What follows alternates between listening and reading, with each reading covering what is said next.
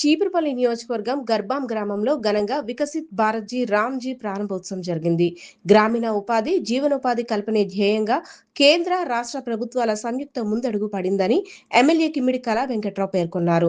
125 రోజుల ఉపాధి హామీ, నిరుద్యోగ భృతితో గ్రామీణ సమాజానికి కొండంత అండ అని ఈ సందర్భంగా ఆయన తెలిపారు.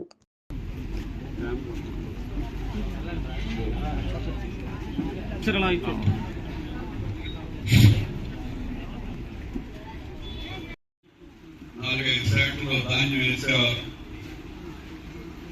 పేదలకు పని లేక తిండి కష్టంగా ఉంటుంది అని. అందుకోసం సెంట్రల్ గవర్నమెంట్, స్టేట్ గవర్నమెంట్ కలిసి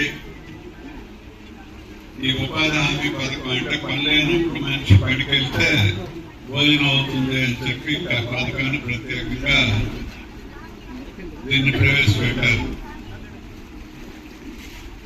చాలా ఉపయోగం మనుషులకి,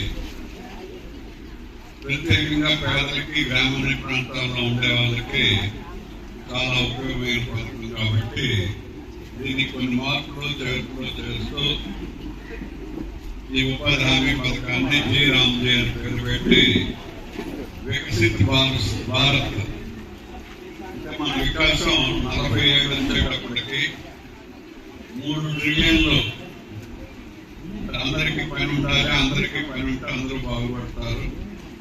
అదేవిధంగా మరి ఈ వెల్ఫేర్ కూడా ఉంది.